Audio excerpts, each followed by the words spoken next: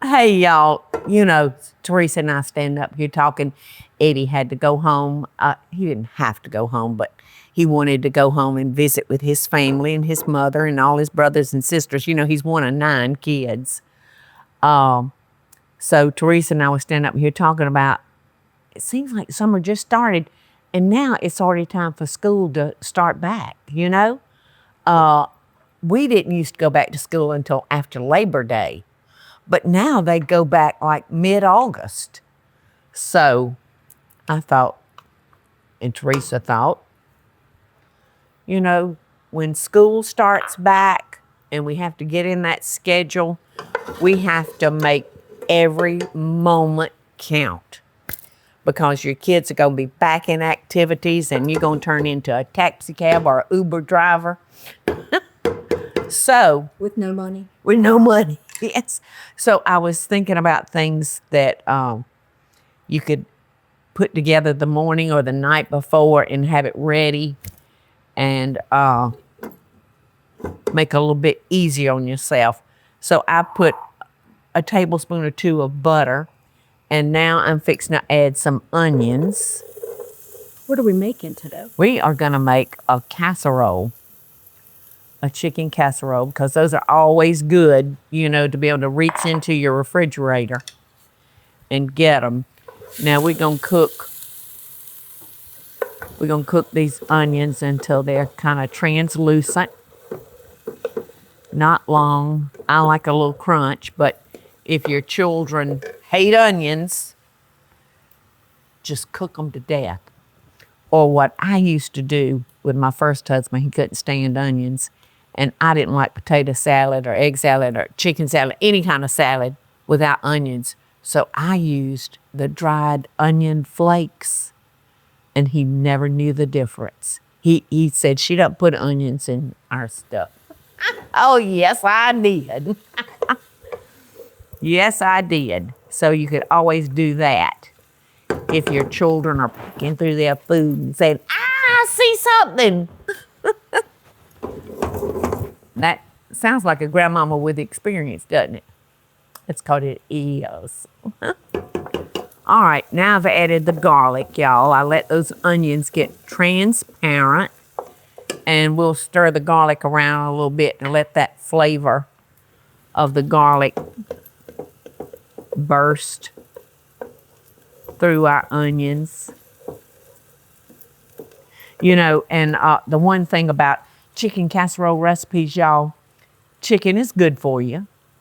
It's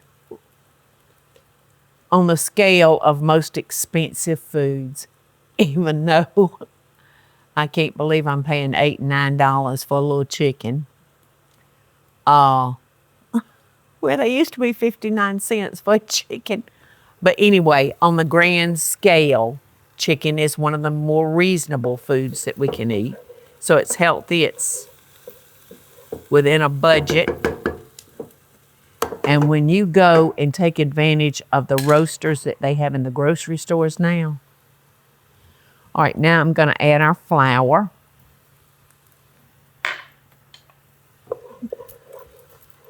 I'm going to just stir that around because that's going to thicken up our stuff. All right, so now I'm going to add my milk.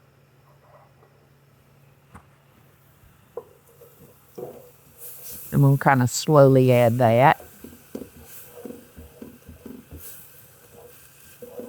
And cook that flour taste out of our casserole ingredients. Okie dokie. And like I said, we're going to let that cook for a minute, because if you don't, you get that floury taste, and we don't want that. All right, now I'm going to stir in our sour cream, and something that my grandmother put in every pot of chicken and dumplings she ever made, and that's a can of cream of celery soup. And it just made that chicken stock even richer. I don't know any casserole that shouldn't have a can of soup in it. because it makes it. Wouldn't be America, would it? Well, especially in the South. Yes. It's the icing on the cake. Yes. But you know, I don't like to do processed things, and I could make my own can of cream of celery soup, but come on. One can of soup a month won't hurt us, will it? All right, so look how creamy and rich that is. Now, I've got 2 cups of raw noodles cooked, which should equal 4 cups to go in here. Now, I'm one of those that I like a lot of more cream than I do noodles. So I might not add 4 cups. All right, now I'm going to add my cheese, and I'm going to save up some to go on top of that casserole. And we'll do that like at the last minute of the baking process. And this recipe called for 1/4 of a teaspoon of red pepper flakes. Now, if you've got young children and you're doing this to make school nights easier, you may want to omit that. But since I don't have any babies that's going to eat this, I'm going to go ahead and add it. But you certainly don't have to. Okay, our cheese is almost melted. So now I'm going to stir in my noodles. Whoops. Get back up there in that pot. Trying to escape me. All right, doing it by the handfuls. That's probably right at 3 cups. And I think that's all I'm going to use, Teresa. Because look, I hadn't even added the chicken yet. And that's a beautiful roaster that came from the grocery store, y'all. Yeah, see, you can do what you want to. I mean, you know that. I don't have to tell you that. But to me, this is a good combination right here. Any more noodles, and it would have come out dry. So a little pepper, cracked black pepper.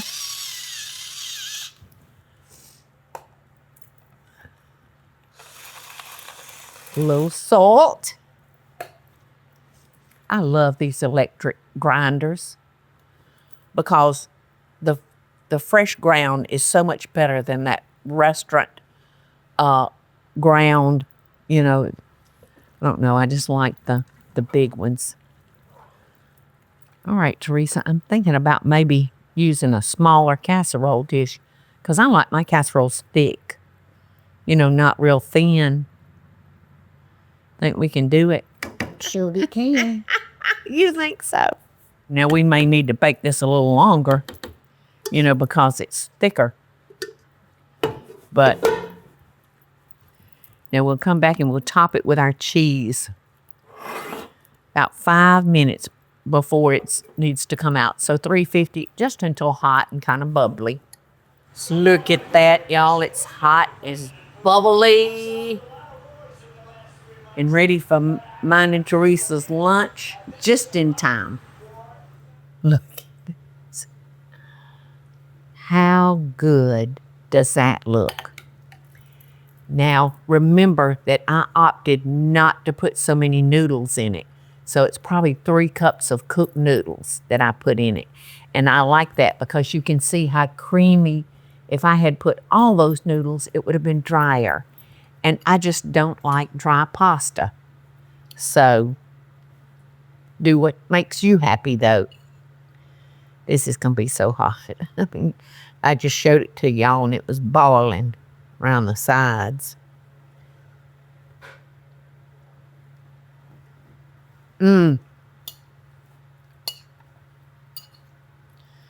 It is delicious. Say it's been 5 years since I made it. Might have been 4 because we were at Bobby's. But yeah, it's been a while. It's so good. And those onions, because they were not cooked to death, they still have a little crisp to them. And it's so good. And I can taste the heat from just that little scattering of red pepper flakes that I put. So if you're feeding young children, I wouldn't recommend you putting it in because I can feel a little heat on my tongue, but it's not bad. It's like just enough. So there you go. Good luck getting back on your school schedule. And I hope it's going to be a wonderful school year for your children or your grandchildren or your niece and nephew. And if it makes you feeling better, we're all going through it together. Love and best dishes, y'all. Hey, y'all, it's Paula Deen. Now, if you enjoyed this video, be sure to like it and click the subscribe button as well as the notification bell to be alerted when I post a video. Love and best dishes, y'all.